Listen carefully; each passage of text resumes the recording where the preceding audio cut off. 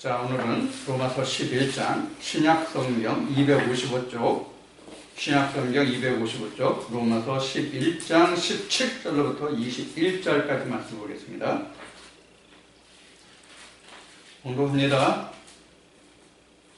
또 한 가지 얼마가 꺾여졌는데 돌 감람나무인 내가 그들 중에 젖보침에 되어 참 감람나무 뿌리의 진액을 함께 받은 자 되었은즉 그 가지들을 향하여 자긍하지 말라.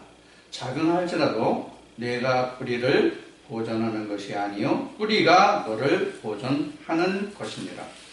그러면 내 말이 가지들이 꺾이온 것은 나로 젖보침을 받게 하려 함이라 하리니 옳도다. 저희는 믿지 아니하므로 꺾이고 너는 믿음으로 섰느니라. 높은 마음을 품지 말고 도리어 두려워하라. 아멘. 자, 로마서 11장 17절부터 21절까지 말씀을 공독했는데요. 지금 공독하는 말씀에서 여러분들이 같이 들으시고 눈으로 읽으신 바와 같이 이 내용이 바로 이방인들을 향해서 너희가 젖보침이 됐다는 말씀을 지금 사도 바울이 로마 교회에 지금 편지하고 있는 내용이에요. 자, 그래서 오늘 이 말씀을 가지고 오늘 은혜를 나눌 텐데, 이 말씀은 젖보침이 뭐냐 하는 거예요. 젖보침이 뭐냐, 그리고 어떻게 젖보침이 되느냐, 젖보침이 다른 성경의 말씀으로는 뭐와 같으냐 하는 것을 오늘 이 말씀을 통해서 나눠보려고 합니다. 그래서 오늘은 젖보침과 거듭남의 관계라는 제목으로 말씀을 나누겠습니다.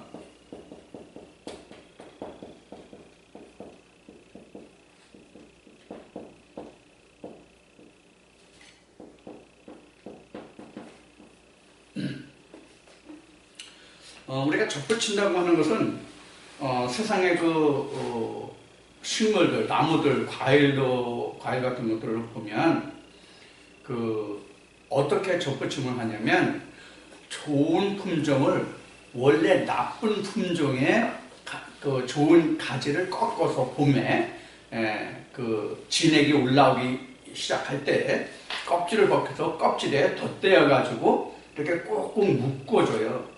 꾹꾹 묶어주면은 엷은 천이나 고무밴드 같은 거로 묶어줘요. 그러면 진액이 올라오면서 물을 가지를 꺾어다가 붙인 거기에 펴펴서 오는 가죽을 젖붙인 가지에서 수액을 빨아서 자기가 사는 거예요. 그래서 원가지는 꺾이고 그런 것이거든요. 그게 젖붙임이에요. 그래서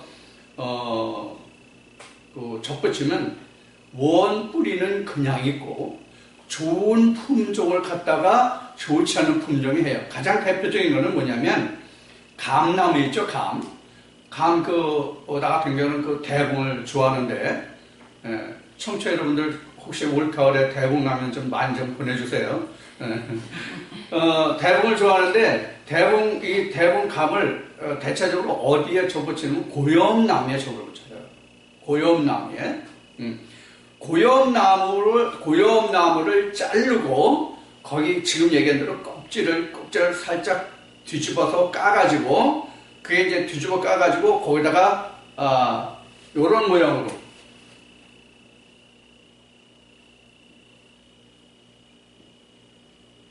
이렇게 날카롭게, 그래서 원목이 있으면 원목에다가 이렇게 붙이는 거예요. 이렇게 한쪽을 깎아서 껍질을 해서 이렇게 덮어 씌워가지고 이렇게 칭칭풍이 매는 거죠. 그러면 이거는 고염나무 뿌리예요. 고염나무예요. 지금 고염나무 얘기했으니까 고염나무 뿌리에다가 대봉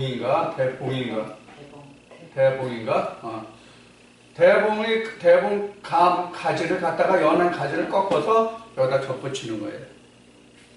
그러면 이거는 꺾여온 거죠. 고염나무는 꺾여온 거죠.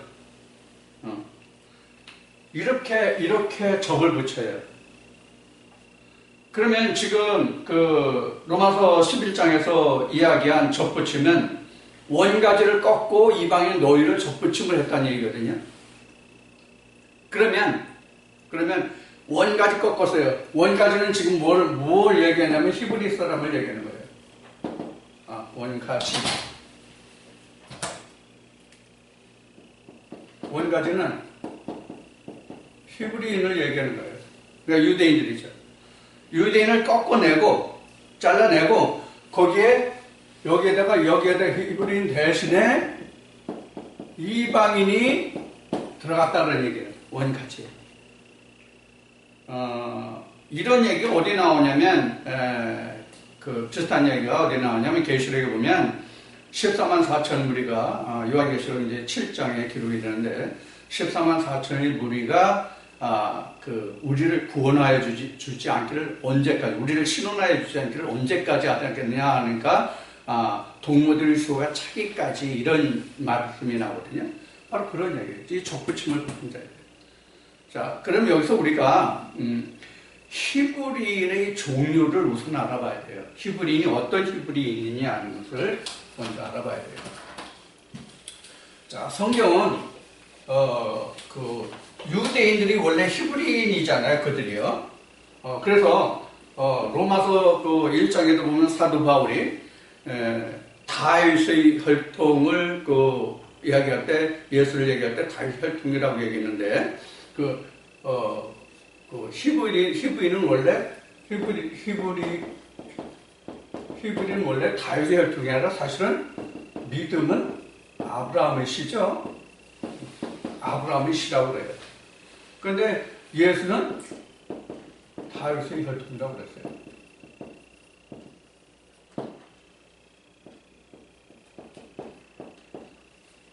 자, 이렇게 이제 성경에 이제 구분을 해놓고 있는데 사실 이 모든 것이 다 아브라함의 씨예요, 사실. 아브라함의 씨예요. 그러면 아브라함 이전에 보면은 아담에서 노아까지 있고 노아에서 아브라함이 있고 아브라함부터 예수까지 이렇게 나오는데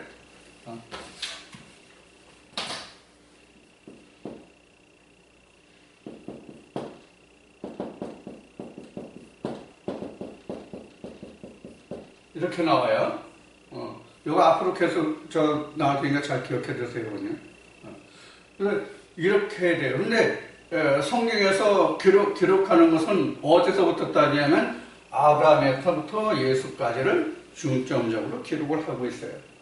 그래서 성경에 보면은 성경 시작을 보면 아브라함부터 나오죠. 창세를 해서 아담부터 나오죠. 아담부터 나와서 노아까지 나오고 노아 후에 그 아들들의 행적이 나오고 그 다음에 아브라함이 나오잖아요. 그래서 이 지금 아담부터 노아까지 10대가 창세기 1장부터 시작해서 어디 끝나냐면 창세기 11장에서 끝나요. 이게 상당히 긴 기간이거든, 사실은요. 상당히 긴 기간이에요. 그 다음에 노아에서 아브라함까지 10대, 아브라함까지, 여기 틀렸네. 그러니까 창세기 9장까지 끝납니다. 창세기 9장. 노아까지가. 그리고 창세기 10장에서부터 11장까지가 노아에서 아브라함까지예요. 또 창세기 12장부터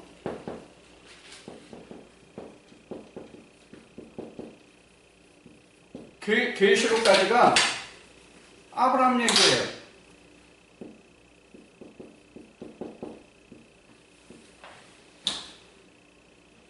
계시록까지가 아브라함 얘기예요. 그러니까 성경의 중심이 어디 있어요?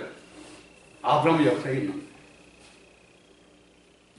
실제로 우리가 성경이 이렇게 되어 있지만 성경이 그 창세기에서도 창세기 빼놓고 출애굽부터 이 기록이 전부 다 여기에 중점이 잡혀 있어요. 중심. 전부 다.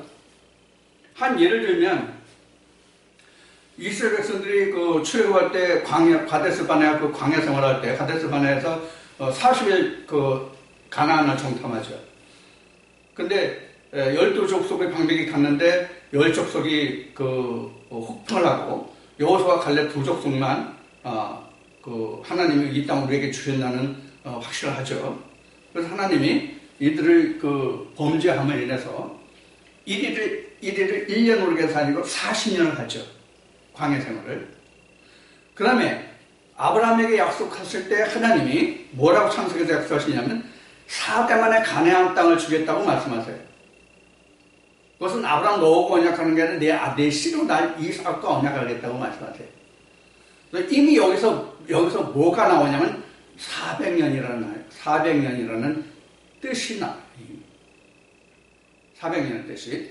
그게 바로 이거예요. 그래서 이스라엘 백성들이 출애굽해가지고 40을 정탐한 게 40년이 됐고, 그 다음에 그들이 그 말씀을, 창세기에 아브라함에게 말씀하신 그 뜻을 따라서 애굽에 가서 400년을 종살이해요.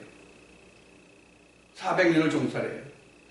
그리고 이스라엘 백성들이 출애굽해서 진을 옮긴 게 가나안 요단강을 건너서 여리고성까지 들어가, 여리고성 앞까지 들어갈 때 42번의 진을 쳐요. 그리고 말라기에서부터 예수가 오기까지 430년의 공간이 생겨요. 이걸 신학에서는 영적 관계라고 얘기를 하죠. 그게 생겨요.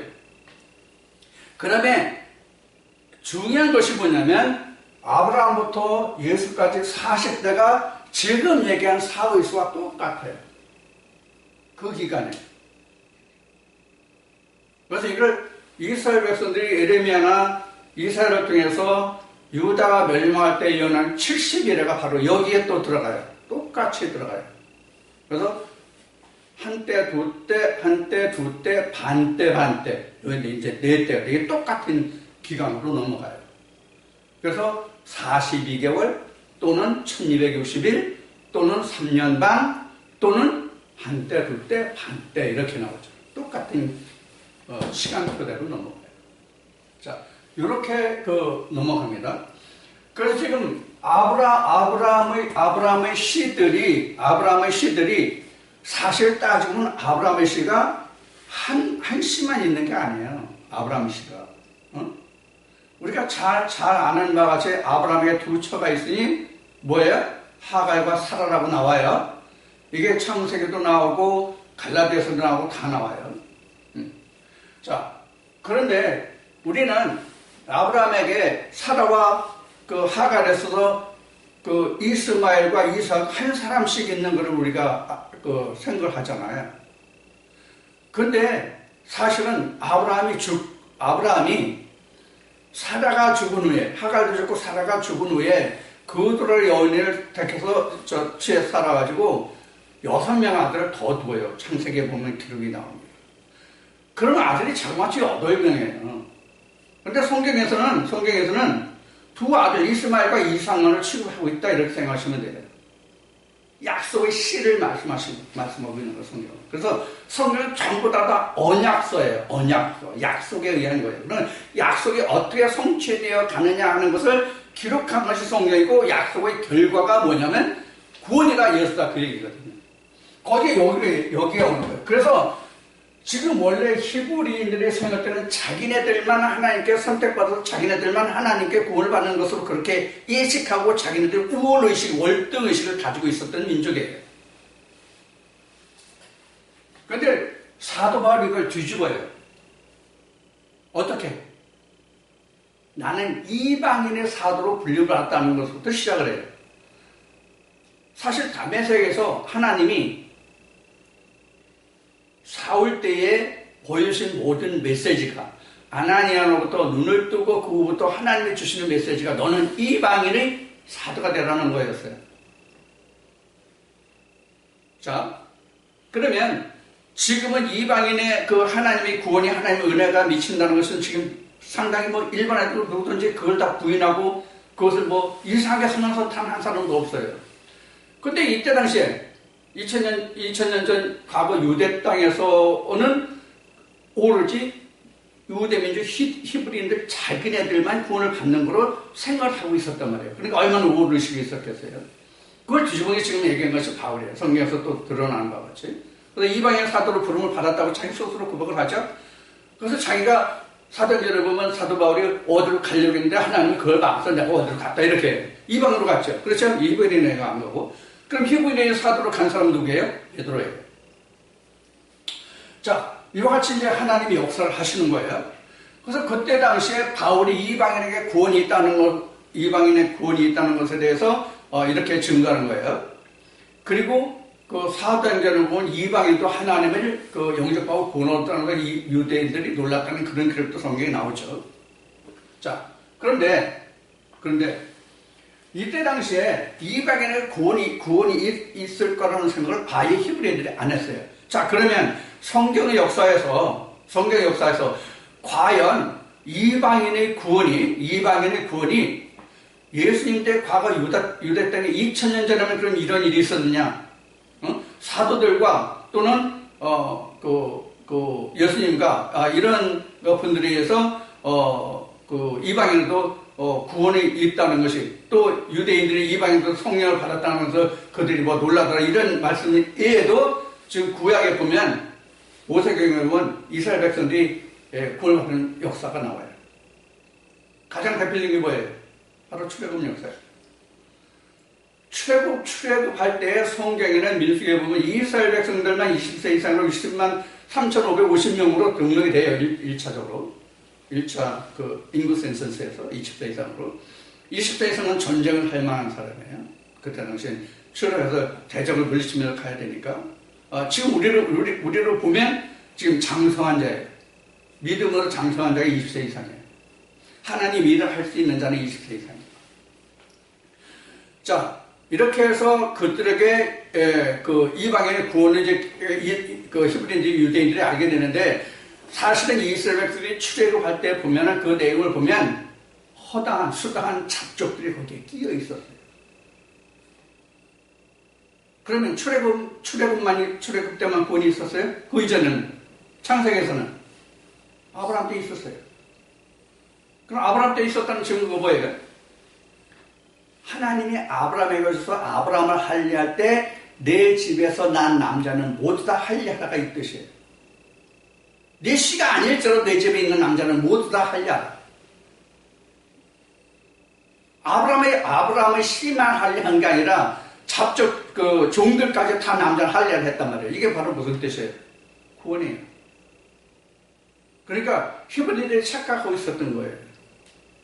자, 그래서 사도 바울이 그 로마서 1장에서 증거하고 있는 바와 같이 히브리인들은 영적 히브리인들이 있고 혈통적인 히브리인이 있어요.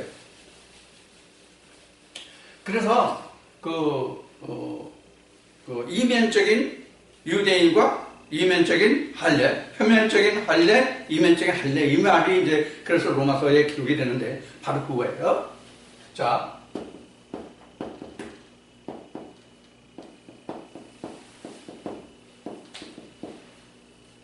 이 히브리 종류를 알면 지금 그 세계 교계에서 뭐 무슨 뭐 그런 거는 얘기 안 할게요. 다 이해하실 거니까 알겠습니다. 히브리 종류는 혈통이 있고 영적이 있어요. 이거는 혈통은 하나님이 지금 따르지 않습니다. 지금 바울이 로마서 11장에서 증거한 게 이게요. 그래서 이들이 혈통의 히브리인들이 꺾이지 않으면, 잘리지 않으면 이방인들이 영적으로 거기에 접붙여서 구원을 받을 수 있는 길이 영영 닫히는 거예요.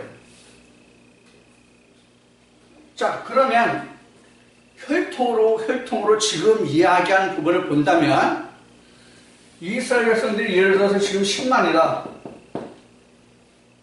혈통의 이스라엘 백성들이 영적 말고 혈통으로 히브리인들이 예를 들어서 10만이다. 이들을 다 꺾었다 그래도, 다 잘랐다 그래도 이방의 구원은 얼마예요? 10만 푼이 안 되죠. 여기 100만이라고 합시다. 100만. 10만 너무 적고 100만이라고 합시다. 아니, 너무 적고 1000만이라고 합시다. 이거 다 꺾어야 이방인 1000만에 들어가죠. 그럼 구원의 수가 어떻게 돼요? 한정이 되는 거예요. 한정이 되는 거예요. 구원의 수가 한정이 될 수뿐이 없다고요. 그런데 영적으로 하면 무수히 많아요. 영적으로 무수히 많다고요. 자, 우선 영적으로 보면 영적으로 보면 히브리인들이 얼마나 된다고 생각할 수 있어요? 얼마나 된다고 생각할 수 있어요? 자, 영적으로 보면 모든 교인이 다 영적으로 보면 히브리인들이에요. 모든 교인. 모든 교인이 다 히브리인이에요. 히브리인이라는 것은 뭐가 히브리인이냐면 하나님의 법으로 다스림을 받고 그 법을 준수하는 자들의 무리가 히브리인이에요. 영적으로 하면. 그러니까 성경을 바탕으로 하는 자들은 다 영적 히브리인이에요. 여기에서 구분이 되는 거예요. 이걸 쉽게 이야기하면 진짜와 가짜 히브리인 이렇게 나눠볼 수 있는 거예요. 이 가짜 히브리인이 꺾여야 진짜 히브리인이 나타난다 이 얘기예요. 이게 접붙임이에요.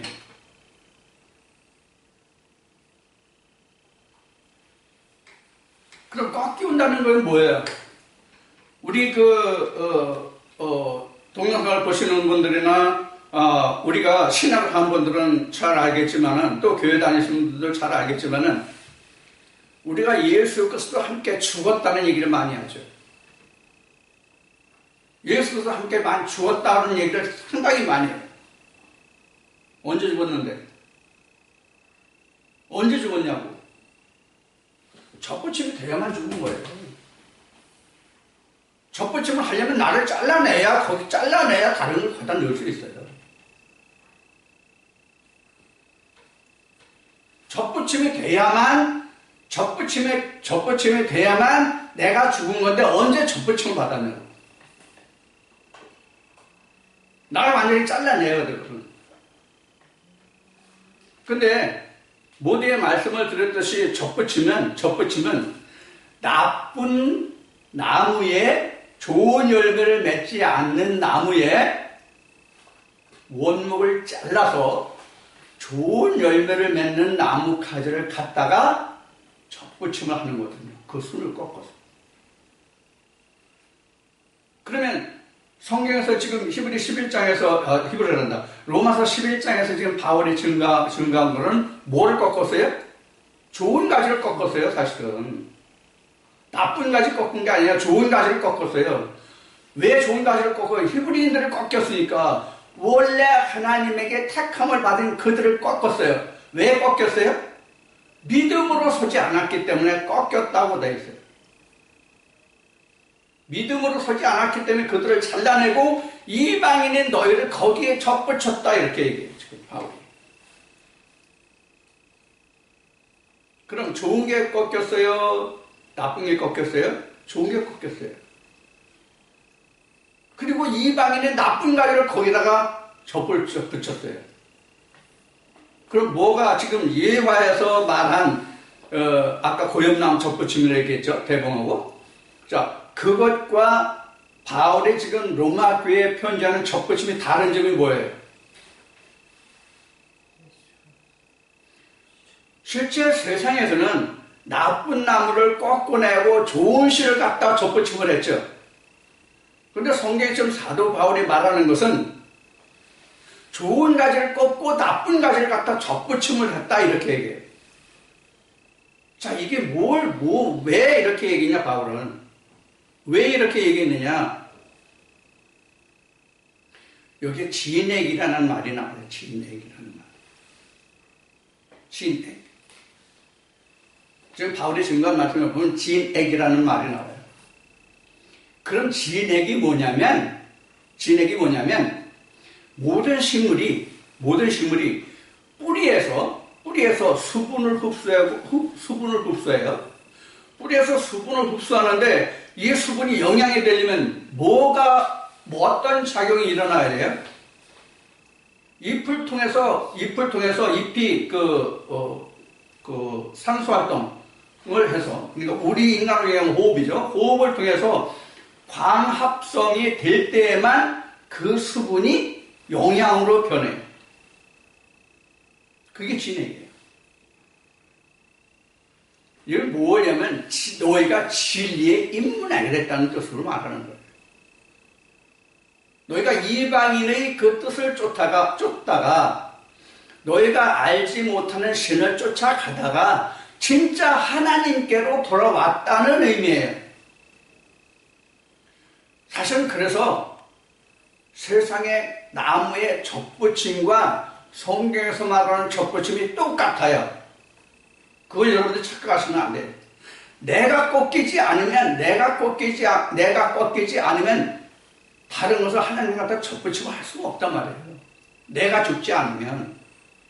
자, 그것이 바로 뭐냐면 계시록 21장에 보면은 하나님의 하늘의 장막이 하늘에서 내려와서 사람과 함께 한다는 말씀이에요.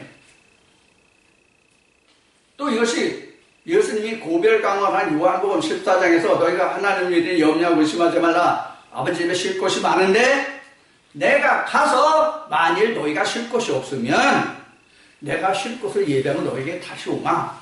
이하고 똑같습니다. 예수가 다시 올 수 있도록 준비하는 것이 바로 내가 꺾임이에요. 내게 예수 그리스도의 영이 들어올 수 있도록 하는 그 자체가 내가 꺾임이에요. 잘라짐이에요.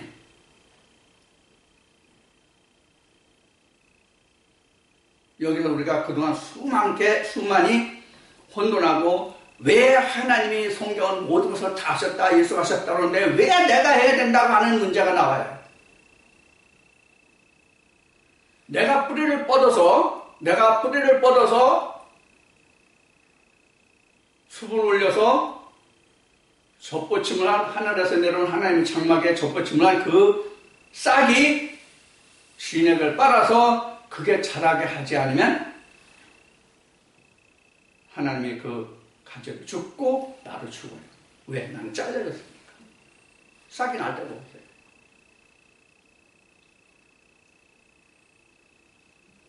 이게 내가 죽고 그리스도로 다시 산다는 뜻이에요. 자, 이것을 그동안 여러분들에게 어떻게 설명을 드렸냐면 이렇게 설명을 드렸어요. 그래서 지금은 혈통의 유대인을 하나님이 말씀하시는 것이 아니라 성경 말하는 것이 아니라 영적 히브리를 말합니다. 그래서 로마서를 인용했듯이 로마서 2장에 나와요. 영적 유대인과 표면적 유대인과 이면적 유대인. 이면적 할례와 표면적 할례를 말합니다. 자, 우리가 그래서 지금은 하나님의 구원이 어디에 있느냐면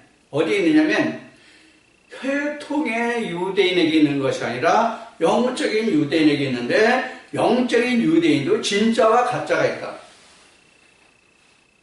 자, 그래서 예수님이 지금 어디에 있어요? 앵두나무 물가에 왔어요. 왜? 목말라서 물을 마시려고. 근데 마침 어느 여인이 물을 들어와요. 근데 예수님은 아무 그릇도 없어.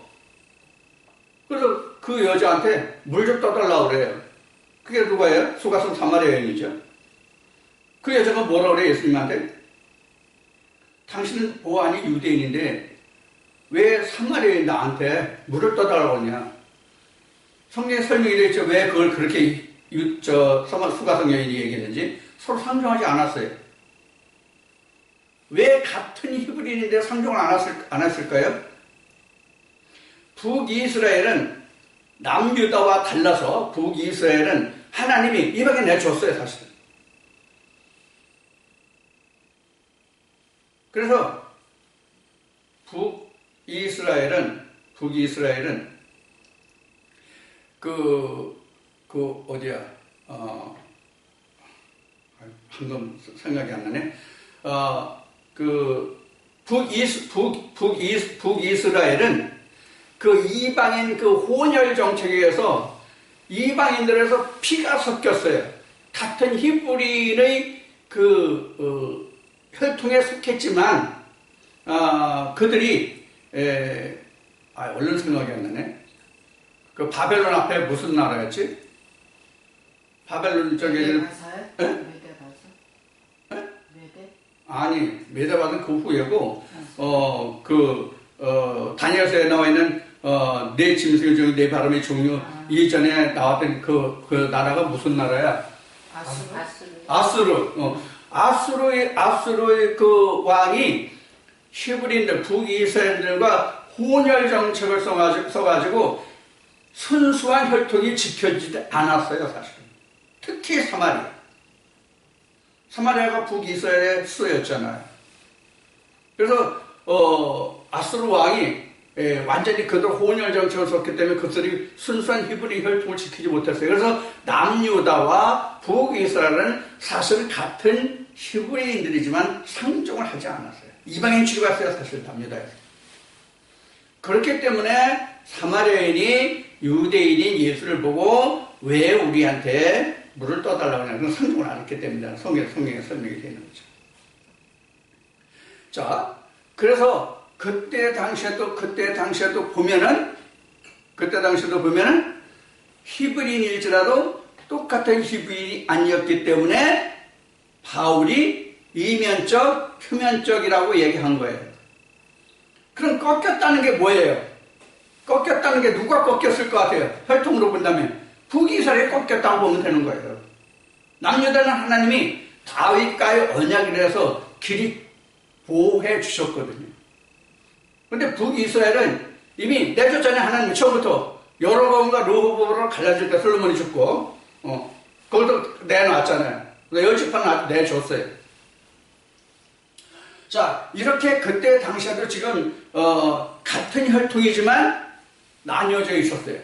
지금 이것을 우리가 종교적인 역사로 보면 과거 2000년 유대 땅에도 바리새인이 있었고 사두개파 있었고 성경에 나오는 그 둘만 나왔어요. 둘만 나왔으니까 둘만 얘기합시다.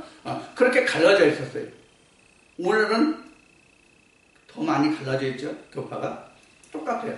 그러니까 누가 진짜예요? 그 중에서 누가 진짜예요? 바리새인과 사두개파 둘을 놓고 보면 2000년에 보면 누가 진짜예요? 아무도 없죠? 오늘 성경으로 밝혀진 건 아무도 없잖아요. 조금 그래도 낫다 하면 니고데모 정도 있었잖아요. 니고데모 정도가 예수한테 와서 당신은 진짜 하나님이 보내서 온 사람을 내가 안다. 근데 그것도 진짜는 아니었죠. 예수님 다 말씀하시죠. 요한복음에서. 자, 이래요. 지금은 더 많이 구분됐죠. 그러니까 이 자들을 다 꺾은 거예요. 그러니까 히브리인들 다 꺾어 다 잘랐다고 봐도 돼요. 그래서 그 구원이 어디 갔어요? 이방으로 갔어요. 그래서 조금 전에 10만, 100만, 1000만 얘기하는 거예요. 오늘도 마찬가지예요. 오늘 영적으로 따지면 더 많잖아요. 지금 지구촌에서 기독교인과 대략 몇 프로라고 지금 알려져 있나요? 내가 학창시절만 한 60% 정도가 기독교인이라고 해요. 종교인 중에서. 좋은 교인들 중에서 60%가 기독교인이고 그 다음에 불교, 그 다음에 무슬림. 이렇게 구분됐어요. 그래서 종교 문화권으로 따지면 기독교 문화권, 불교 문화권, 회교 문화권 뭐 이런 식으로 나눴어요. 지금도 기독교 문화권이 가장 크잖아요. 지금도 기독교 문화권이 가장 큰데 그 기독교 문화권이 가장 크지만 그들이 지금 따지고 보면 앞에 얘기한 것처럼 영적으로 보면 이스라엘이에요. 히브리인들이에요. 근데 그들이 진짜 표면적이냐 이면적이냐는 것은 우리가 보기엔 구분이 잘 안 되잖아요. 하나님 보실 때는 완전히 표가 나겠죠. 자, 그러면 이것을 알아볼 수 있는 자가 누구예요? 그리스도의 마음을 품은 자예요. 그리스도의 마음을 품은 자가 그리스도를 알 수 있는 거예요. 그게 바로 접붙임이라는 거예요. 접붙임을 받은 자는 저가 진짜 이스라엘인지 가짜 이스라엘인지를 분별하고 판단할 수 있단 말이에요. 그래서 사도 바울이 뭐라고 얘기하냐면, 야, 우리가 영적으로 분별하는 것이, 영적으로 분별하는 것이 우리에게 왜 그 권한이 없느냐. 근데 여기서 우리가 이런 걸 한번 생각해야 돼요.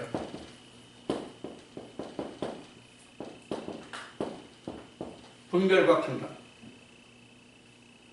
분별은 뭐예요? 가려냄이죠. 판단은 뭐예요? 옳고 그름이에요.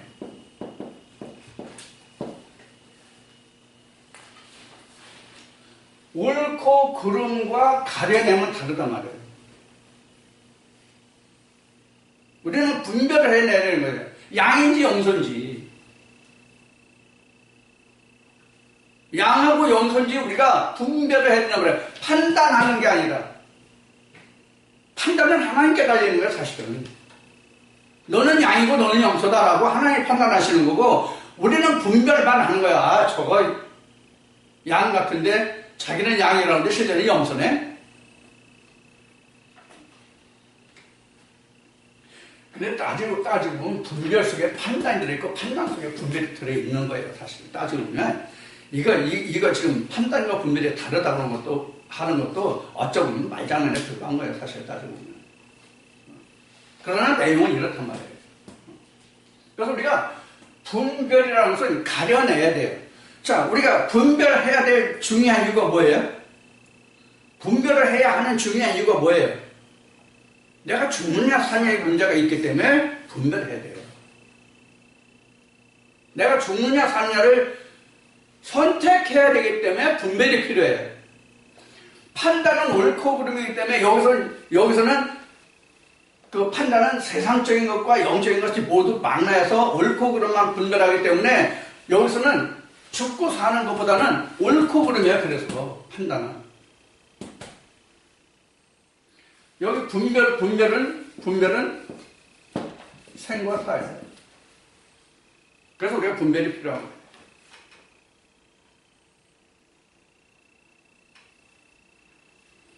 자, 그래서 우리가 이 접붙임이라는 것은 바로 뭐냐면 내가 죽고 그리스도로 사는 것이 접붙임이에요. 그럼 내가 죽고 그리스도로 사는 게 결국 뭐예요? 거듭남이잖아요. 내게 가져오는 게 뭡니까? 내게 가져오는 것이 접붙임을 받는 것, 접붙임이 되는 거잖아요. 내게 가져오는 게 접붙임이 되는 거예요. 내가 하나님께 접붙임이 아니라 하나님이 내게 접붙임이란 말이에요. 이거 잘 생각하셔야 돼요. 내가 하나님께 접붙임이 되는 거예요? 하나님 내게 접붙임이 되는 거예요? 네? 어느 쪽이에요? 하나님이 내게 접붙임이 되는 거예요. 왜 하나님이 내게 접붙임이 되냐면 좋은 열매를 맺어야 될 거 아니야. 하나님이 열매를 맺어야 될 거 아니야. 이걸 잘 생각하라는 거예요. 이거를. 이게 우리가 신학에서 또 지금 앞에서도 얘기했지만 로마서 12장에서 지금 바울이 증거한 원가지를 꺾고 너희가 거기에 접붙임을 받았다는 것을 잘 생각해야 된다는 얘기를 그래서 한 거예요. 하나님은 내게 접붙임이 된다고요. 근데 내게 하나님이 접붙임이 되려면 내가 죽어야만, 내가 잘라져야만, 원가지가 잘라져야만 하나님이 내게 접붙임이 되지, 내 가지를 잘리지 않고 어느 한쪽에 접붙임은 안 된다고 얘기해요. 그렇게 접붙임을 하는 사람도 없고.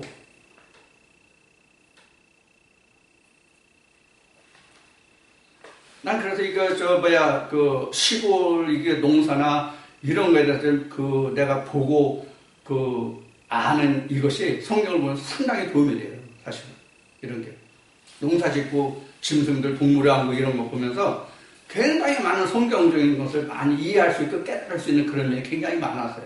이 말씀을 받은 거예요. 이렇게 볼 때에 이러한 측면으로 볼 때에 어느 말씀이 풀리냐면 앞에 예를 들어서 말씀드린 요한복음 14장의 말씀이 풀린단 말이에요. 뭐가? 요한복음 14장 말씀이 뭐가? 예수님이 천국에 내가 들어갈 처소를 다 예배하고 너야 가도 내가 너를 데려갈게, 이 말씀이 풀린단 말이에요. 그게 결국 뭐예요? 거듭남을 얘기하는 거예요. 결국 따지는 게 거듭남이에요. 그래서 천국은 올라가는 것이 아니라 천국은 내려오는 것, 임하는 거예요. 천국이 강림하는 거예요. 예수가 오신다고 그러지 내가 예수한테 간다고 그럽니까? 예수가 온다고 그러죠. 예수가 오면 뭐예요? 예수가 오면 접붙임이에요. 예수가 내게 오면 예수가 나한테 접붙임이 되는 거예요. 내가 예수한테 접붙임이 되는 게 아니에요. 다 따지고 보면. 내가 예수한테 접붙임이 되면 예수를 인해서 내가 자라잖아요. 나를 꺾고 예수를 나에게 접붙이면 본뿌리는 나지만 자라서 열매는 뭐예요? 예수 열매를 맺을 거 아니에요. 이걸 생각하시라고요. 단순히 생각하면 우리가 이걸 뒤집어서 생각할 수 있단 말이에요. 뒤집어서 이해할 수 있다고 얘기해요. 뒤집어서 이해할 수 있는 게 아니라 뒤집은 생각이 된다고요. 그럴 수뿐이 없어요. 왜? 좋은 가시를 꺾었다고 돼 있으니까. 좋은 가시를 꺾었다고 돼 있으니까. 그럼 예수님 마태복음 13장에서 엉겅퀴 해서 뭘 딸 수 없다고 그랬어요? 좋은 열매 딸 수 없다고 그랬죠. 나는 엉겅퀴잖아요, 사람 모든 인간은. 어디서도 그렇게 정의하고 있어요. 창세기 3장에서 그렇게 정의하고 있잖아요. 나는 엉겅퀴란 말이에요. 가시를 낸단 말이에요. 엉겅퀴예요. 예수의 나무에 자르고 나를 접붙이면 나 엉겅퀴 열매 맺겠지. 예수 열매 어떻게 맺어요? 우리가 자연의 이치를, 실제 상태를 우리가 보고 성경에 어떻게 기록하는지를 잘 자세히 보라는 얘기예요. 자, 그래서 계시록 21장 다시 그 얘기를 좀 확인합시다.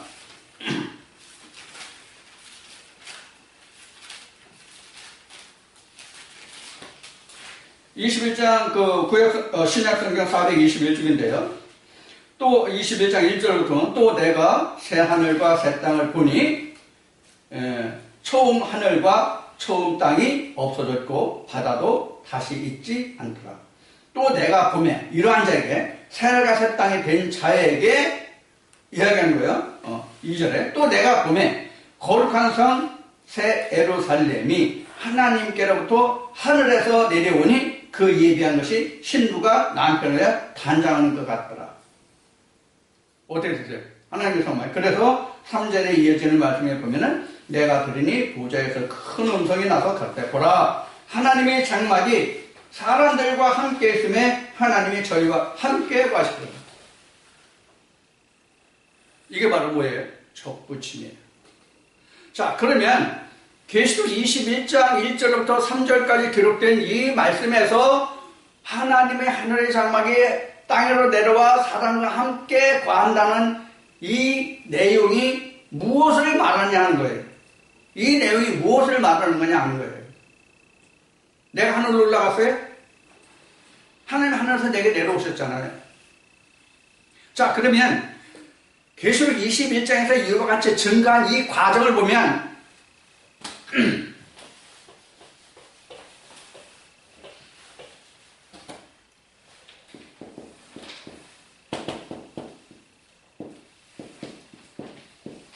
몇 가지 과정을 보면 첫째, 일곱인. 두 번째 뭐예요? 일곱 나팔. 그 다음에 일곱 대접 재앙. 여기까지 필요한 자에게 이 세 가지 과정을 다 필요한 자에게 이렇게 된단 말이에요. 이렇게 필요한 자에게 하나님의 잔치가 되는 거예요. 이거를 신학에서는 뭐라고 하면 휴거라고 하는 거예요. 이거를 휴거. 근데 휴거입니까? 이게? 휴거는 들려 올린다는 뜻이거든요. 휴가는 들려 올린다는 뜻인데 성경에 들려 올린다는 휴가라는 말은 사실 없어요. 근데 공중에 들림을 받는다는 얘기 있어요. 공중을 들림 받는다는 얘기가 바로 이걸 얘기하는 거예요. 근데 거꾸로죠. 하나님이 내려오면 내가 들림을 받는다는 얘기는 무슨 뜻이냐면 내가 땅에 속했던 자에서 하늘에 속한 자가 된다는 뜻이 들림이에요.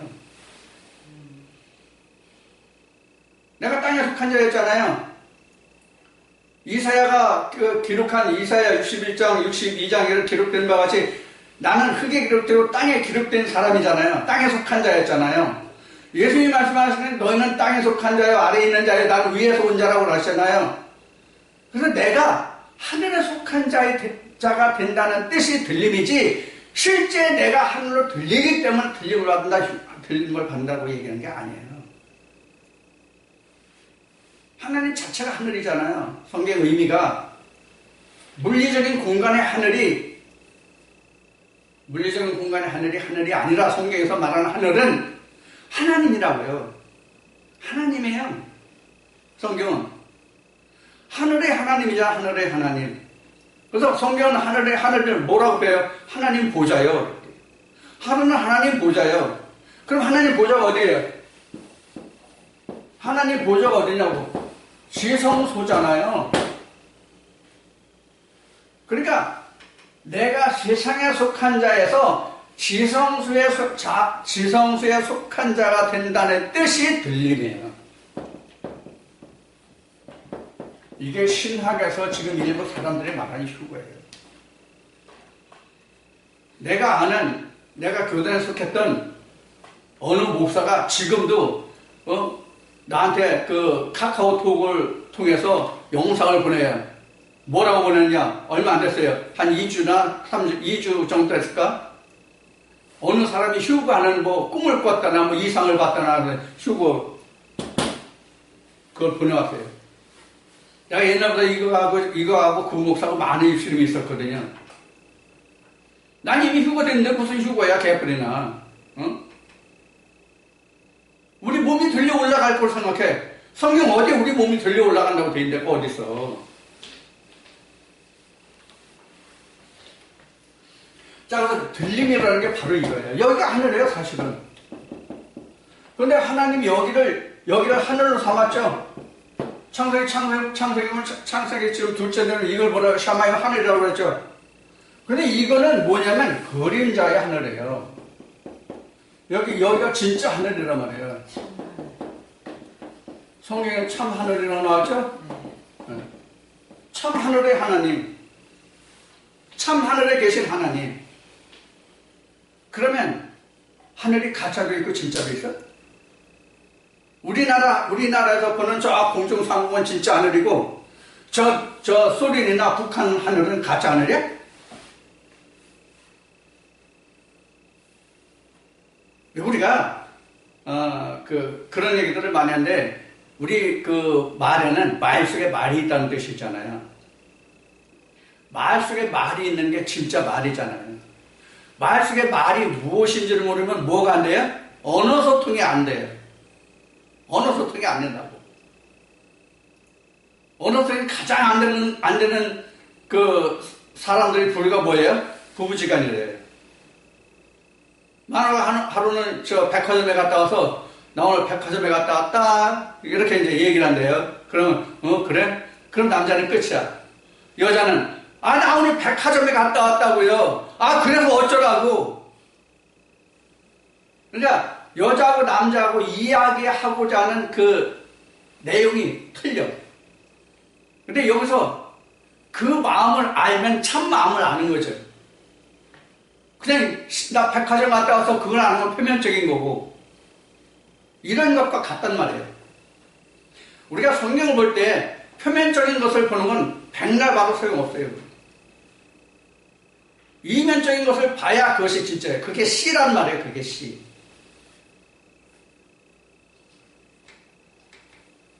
요새 인터넷을 보면 또 그리고 이제 사람들이 먹고 살만해지니까 가장 많이 지금 대두되는 게 뭐냐면 부부의 성 문제인 것 같아요. 이 인터넷에 떠드는 부부의 성 문제를 보면 이것도 지금 얘기하지 남자 여자가 서로 얘기가 틀려. 응? 그러다 뭐가 생겨요? 트러블이 생겨. 그럼 뭐가 불편해? 성생활이 불편한 게 아니라 성생활이 불편함으로 인해서 가정의 모든 만사가 다 불편해. 이게 바로 뭐예요? 커뮤니케이션이 안 되기 때문이에요. 커뮤니케이션이 안 됐다는 얘기는 둘이 하나예요, 둘이에요? 하나 아니에요. 근데 우리 인간 사이에서는 하나가 아닐지라도 그럭저럭 살아요. 무엇 때문에? 정 때문에. 그 더러운 정 때문에 살아요. 근데 성경에서는 정 가지고는 절대로 못 삽니다. 반드시 사랑이 있어야 됩니다. 성경에서는 반드시 사랑이 있어야 되는데 그 사랑이 뭐냐면 커뮤니케이션이에요. 그래서 하나가 되는 거예요. 커뮤니케이션이 됐다는 얘기는 하나가 됐다는 얘기예요.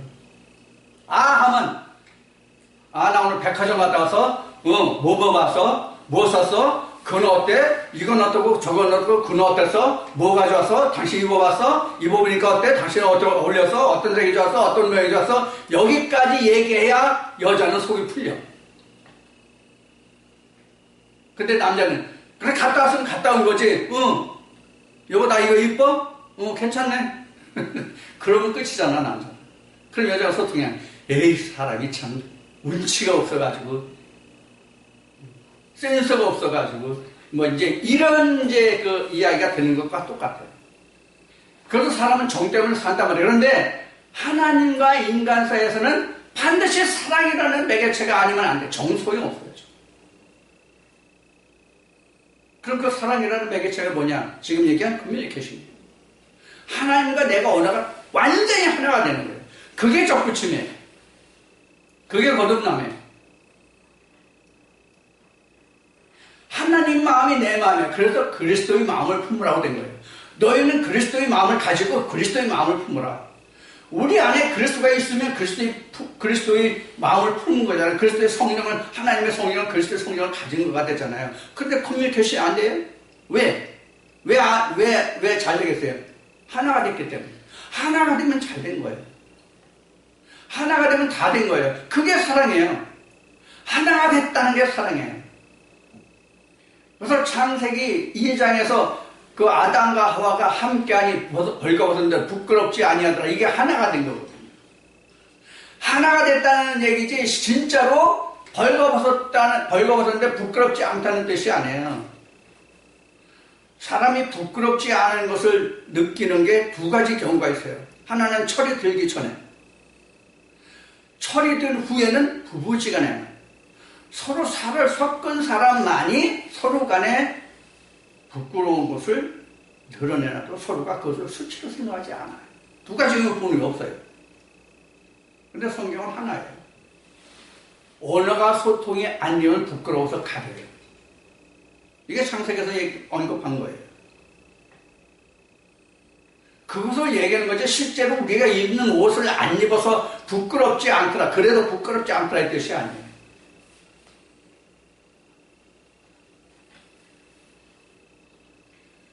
하나님과 내가 온전히 하나가 돼서 부끄럽지 않은 상태가 된 것이 뭐냐면 접붙임이다. 그럼 접붙임이 하나잖아요. 그 뿌리와 원 가지가 물을 빨아서 접붙인 그 나무 가지에 액을 전해주지 않으면 앞에 얘기했듯이 이건 죽어버린단 말이에요. 그럼 나도 죽어요. 이거는 영도 죽고 육신도 죽는다는 얘기예요. 영육간의 멸망이에요. 흔히 하는 말. 자, 그럼 접붙임이라는 것이 그럼 뭐예요? 하나님과 내가 하나 된 게 접붙임이죠. 내 몸에 붙어 있는 거잖아요. 이게 바로 요한복음 14장 20절에서 말하는 아버지가 내 안에, 내가 아버지 안에, 너희가 내 안에 있다는 신학에서 말하는 삼위일체예요. 이렇게 됐을 때 내가 완전히 접붙임이 된 거예요. 그럼 이게 내가 하늘로 들려온 상태예요. 그래서 성경은 말하는 모든 시간과 장소와 때가 물리적인 시간과 공간과 때를 얘기하는 게 아니에요. 영적인 모든 면을 다 얘기하는 거예요. 그래서 영부터 영원해요. 그래서 60년대 중반쯤에 영화 이런 게 나왔어요. 영화 제목이 우리 번역된 그 영화 제목은 순간에서 영혼으로예요. 근데 원 제목은 Moment of Moment예요. 모먼트가 순간에 순간에 직역하면 Moment of Moment니까 순간의 순간이잖아요. 그러니까 얼마나 짧아요. 이걸 수학적으로 얘기하면 선이에요. Moment of Moment가 선이라고요. 따뜻해 점이 쭉 이어진 것이 선이라고 수학은 정의하잖아요. 그러니까 모먼트가 이어지면 그 말 뭐예요? 시간이 되고요. 그 시간이 이어지면 뭐가 돼요? 세월이 되고요. 세월이 이어지면 뭐가 돼요? 역사가 되는 거예요. 똑같은 거예요. 성경에서. 뭐가 똑같으냐? 접붙임이 하나만 되는 게 아니에요. 무슨 뜻이냐? 한 말씀은 접붙임이 되는 게 아니에요. 수많은 말씀을 접붙이고 이렇게 된단 말이에요. 그러니까 접붙임은 한 번에 끝나는 게 아니에요. 세상의 것은 접붙임이 한 번에 끝나요. 물론 실패했을 경우에는 다시 해야 돼요. 그래서 세상의 접붙임은 단회적인 것, 신학적으로는 단회적인 것, 한 번에 끝나는 것이지만 성경은 내가 죽을 때까지 계속 접붙임이 돼요. 무슨 얘기예요? 말씀이 오고 옛것은 버리고 새것이고 그래서 계시록 21장인 말에 보라 옛것이 번에 새것이 됐다. 새하늘과 새 땅이 되었다. 이렇게 얘기하는 거예요. 자, 그 우리 인간으로 보면 짐승들도 마찬가지지만 살을 가지고 있는 또 식물 그 동식물 모두를 보면 어떤 거래요? 식물들은 그 껍질이 벗겨지죠. 자라면서 껍질이 벗겨지잖아요. 사람 껍질이 벗겨지는 게 뭐예요? 사람 껍질이 벗겨지는 게 뭐예요? 피부 노화예요. 피부 노화. 우리 때라고도 하는 거. 그거예요. 우리 허옇게 가루 떨어지잖아요. 우리 목욕을 하고 닦아내니까 그렇지 않으면 허옇게 떨어져요. 내가 어렸을 때 전에 목욕수들이 안 좋고 할 때 50년대, 60년대만 해도 목욕을 제대로 안 하면요. 팔꿈치, 무릎, 때가 이렇게 진짜 한 1cm는 끼워, 진짜. 좀 보태면. 그래 끼고, 그리고 1년에 2번 목욕해. 추석 때하고 설 때하고. 어떻게, 감았을 때 물 데펴가지고, 옛날에 국무 달아도 시원찮은 시커먼 달아, 내가 조금만 배에 물 떠놓고, 조금 찍어봐야 벗겨지다가 아프니까 못해. 때가 불어야 되는데. 그런 시절도 있었어요. 근데 지금 이제 이 위생시설이 좋아지니까, 항상 목욕하니까 때가 그렇게 안 타잖아요. 옛날에 보면 허옇게 비늘 벗겨져요, 진짜. 특히 언제 잘 펴나요? 겨울에 옷을 두껍게 입을 때. 옷을 벗어도 덜면 허옇게 쏟아져. 진짜 거짓말 안 하고. 그때 당시 그랬어요. 근데 내복이나 좋았나. 지금은 얇고도 따뜻하지만 옛날에는 내복이 두꺼웠잖아요. 얼마나 둔해. 그런데 그나마도 안 입으면 추우니까 입었죠. 지금은 의료시설 좋고 난방시설 좋으니까 그렇게 뭐 겨울에 추워도 다 사람이 월동하는데 별 문제가 없지만 옛날에는 그렇지 않았잖아요. 서울도 그랬어요. 옛날에는 60년대. 자, 이같이 사람도 계속 새로운 피부가 올라오면서 낡은 그 피부 조직은 떨어져 나가거든요. 그게 바로 우리가 때나 비늘이나 이런 것들이란 말이에요. 이게 언제까지 일어나요? 죽을 때까지 일어나는 거예요, 사실은. 근데 그 현상이 원만하지 못하게 되는 그 순간부터가 진짜 노화예요. 사람으로 따지면. 그런데 사람은 이와 같이 노화가 일어나진 피부가 새로운 조직으로 생성되는 현상이 점점 둔화되면서 인생이 늙고 피부가 찌그러지고 쭈그러지고 뭐 이런 반점도 얼굴에 보면 생기고 뭐 이렇게 해서 허리도 구부러지고 이런 모습이 생기잖아요. 얼굴도 쭈글쭈글해서 그 예쁘던 곱던 얼굴이 아이고 할망구 많이 늙었어 이제 이런 얘기를 할 때가 오잖아요. 모든 인생이. 자, 사람과 즉 동식물이 모두가 이와 같이 변화를 통해서 노화가 되고 노화가 심해지면 결국 뭐예요? 끝이 오는 거죠. 그걸 우리는 수명이다 이렇게 얘기하잖아요.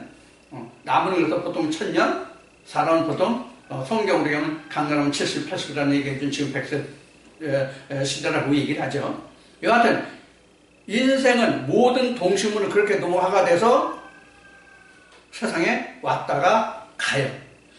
그런데 지금 말씀드린 것 같이 성경에서 내가 죽을 때까지 그 노화가 쉬지 않고 일어나요. 그래서 천국에는 노인이 없는 거예요. 그래서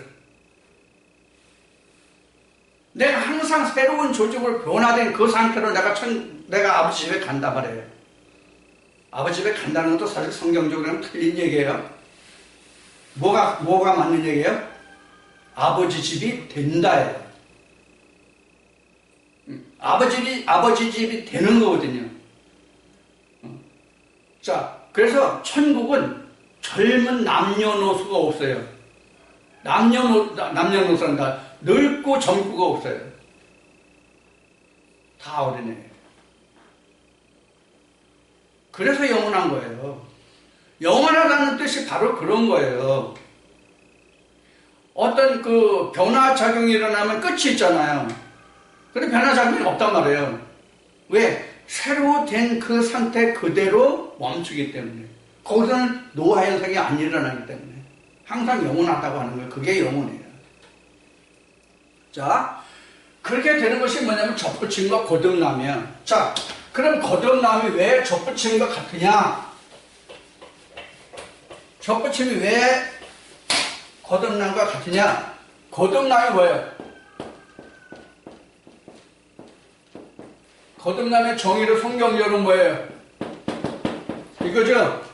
말씀 61분이죠? 내가 말씀에 가서 들어가는 게 아니라 말씀이 내게 들어와서 내가 말씀을 읽는 거잖아요. 내 육신을 읽는 거잖아요. 이게 거듭남이잖아요. 그럼 지금 사도 바울이 로마서 11장에서 말하는 젖붙임과 이런 거란 말이에요. 이게 젖붙임이란 말이에요. 이 뜻이 요한계시록 21장 1절부터 3절까지 본 하나님의 하늘의 장막이 땅에 내서 사람과 함께 왔다는 뜻이란 말이에요. 그럼 요한복음 14장에서 예수님이 말씀하신 아버지 집에 쉴 곳이 많은데 내가 그것을 예비하고 다시 온다 이 뜻이 이것과 또 똑같단 말이에요. 계시록 21장. 그럼 이런 일을 누가 하냐고. 내가 해야 돼, 내가. 왜 내가 하냐고 그러죠? 말씀이 내 안에서 진액으로 변화될 수 있게 하는 역할을 누가 하냐고. 내가 하지. 내 마음속에서 하지 누가 하냐고. 그래서 이걸 보면 이렇게 된 거예요. 이게 솜하고 피오늄하고 이건 쌀옥수예요. 그러면 피오늄화가 이렇게 오지 솜화가 여기에 이렇게 붙습니까? 피오늄화가 내 마음에 와서 이렇게 접붙임이 되잖아요. 이게 언제까지 된다? 내가 죽을 때까지 돼야 된다는 얘기예요. 전에 받은 말씀이라도 여기가 지금 피오늄화가 들어 솜화 자리에 피오늄화가 들어 솜화가 나갔어. 지금 피오늄하고 솜하고 교환되는 바꿔지는 그게 바로 나는 죽고 그리스도가 내 안에서 사는 거예요. 근데 이 솜화가 누구 거예요? 내 거잖아. 그러니까 그리스도 인해서 내가 산다는 거예요. 이게 접붙임이잖아요. 이렇게 되는 게. 그래서 이거를 뭐라고 됐다고? 유리바다. 이렇게 다 되면 유리바다. 이게 앞에 얘기한 뭐예요? 커뮤니케이션이에요. 하나님과 내가 완전히 하나가 돼서 묻고 지지고 볶고 할 게 없어. 네 맘이 내 맘이고 내 맘이 네 맘이야. 그래서 예수님이 내가 네 안에 들어가면 너로 더불어 나와 더불어 너와 내가 함께 먹고 마시고 함께 산다는 뜻이 바로 이거 똑같아요. 접붙임과 거듭은 똑같아요. 그럼 사도 바울이 지금 로마서 11장에서 원가지를 꺾고 좋은 가지를 꺾어내고 이방인 너희를 거기에 접붙였다는 얘기가 무슨 뜻인지 이해하시겠죠? 뒤집어 생각해 맞는다고 얘기했어요. 그래서 요한복음 14장은 그래서 말씀드렸어요. 증거된 말씀이 요한복음 14장과 지금 여기 저 로마서 11장에 있는 말씀을 계시록 21장에 있는 말씀으로 지금 말씀드렸어요. 지금 이거로 말씀을 드렸어요. 이게 내가 죽고 예수 그리스도 내가 그리스도로 산다 이 뜻이란 말이에요. 원래 여기가 그리스도잖아요, 이게. 그리스도가 뭐예요? 그리스도가 뭐예요? 사상이에요. 그리스도가 뭐냐면 사상이에요. 왜 사상이죠? 스피릿이잖아요. 이게 사상 이념이에요. 그래서 하나님의 말씀 성경 자체가 뭐냐면 이념이고 사상이에요. 그래서 그리스도의 마음을 품으라가 바로 그리스도의 사상을 가지라 이 뜻과 똑같은 거란 말이에요. 그래서 사상을 가지려면 지금 얘기하신 접붙임으로 거듭남이 된다는 얘기예요. 자, 이런 과정을 통해서 우리가 뭐가 돼요? 하나님 백성이 되고 그의 나라로 이루어지고 베드로가 얘기한 것이 왕 같은 제사장과 그의 나라가 된다.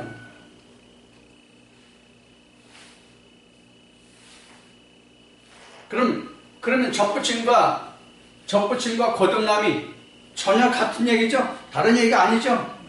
그리고 접붙임이 뭔지 이해하시겠죠? 이렇게 접붙이는 거지. 내가 여기에 하늘에 붙는 자가 아니란 말이에요. 그래서 고린도 15장에 보면 부활의 순서가 있는 거예요. 부활의 순서. 먼저 예수가 내게 부활에 와요. 요만큼 어느 말씀이 여기 내게 와. 요만큼 접붙였잖아요. 그럼 요만큼 나는 죽고 그리스도 내 여기 사는 거죠. 그럼 요만큼은 내가 접붙임이 된 거예요. 나는 요만큼 죽었고. 그래서 나는 이렇게 변화되는 만큼 날마다 세하고, 사도 세례요한이 얘기하면 나는 날마다 세우고 그는 흥해가고, 그의 나는 확장돼 가고. 그럼 요한계시록 21장의 말씀이 맞죠? 하나님이 내게 내려오시는 거예요. 내가 하늘로 올라가는 게 아니에요. 그래서 들림받았다는 뜻이 무슨 뜻이다? 땅에 속한 자가, 땅에 속했던 자가 하늘에 속한 자가 되는 것이 들립니다. 그래서 예수 그리스도와 함께 1000년 동안 하늘 타고 계시록 20장에 똑같은 얘기예요. 내가 접붙임이 되고 거듭남이 됐을 때 내가 왕 같은 제사장이 되고 내가 그리스도 더불어 왕 같은 제사장이 되고 그의 나라가 되고 그의 방백이 되고 하나님의 장막에 임한 것이 된다. 이게 접붙임이에요. 그러니까 성경이 결국은 다 이거예요. 거듭남이고 접붙임은 다 같은 말이에요. 회개도 같은 말이고 출애굽도 같은 말이고 다 같은 말이에요. 죄사함 받는다는 말도 이거 똑같아요. 이렇게 되면 죄사함 없잖아요. 나는 죽고 그리스도 싹이 나는데 내 죄가 있어요? 그런데 무슨 아담의 죄를 얘기하냐고. 창세기에 있는 아담의 죄. 이건 아담이 뭔지를 모르기 때문에 하는 얘기거든요. 자, 지금 나는 이 접붙임이라는 말씀이 이 거듭남과 똑같은 거다. 사실 우리 접붙임을 받으려고 하나님의 말씀을 들으러 가는 거예요. 그 말씀이 내게 들어오기까지는 앞에 지나간 것 같이 인을 떼야 되고 나팔 소리를 들을 수 있어야 되고 그 인과 나팔을 해서 인을 떼야 나팔 소리를 들을 수 있거든요. 그 나팔 소리를 통해서 7 재앙을 내가 이겨낼 수 있어요. 그 다음에 접붙임이 됩니다. 이거 다른 말씀으로도 증거된 바 있죠. 그러니까 성경은 문자적으로 표현된 것이 달라서 그렇지 결국 따지고 보면 하나라고 하나. 결국은 하나이기 때문에 예수님이 이렇게 말씀하신 거예요.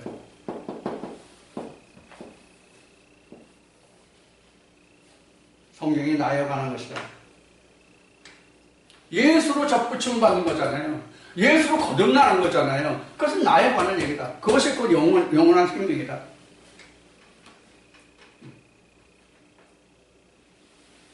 여러분들이 성경을, 어느 성경을 보시든지 간에 그 성경 속에서 뭐를 찾으면 돼요? 그러면 예수를 찾으면 돼요. 영상을 찾으면 돼요. 그게 뭐예요? 레마 씨다라는 얘기예요. 말씀이 씨다라는 얘기예요.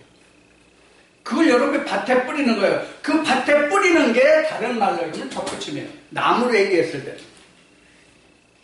땅으로 얘기했을 때는 씨 뿌림이고 나무로 얘기했을 때는 접붙임이에요. 표현만 다를 뿐이에요. 똑같아요.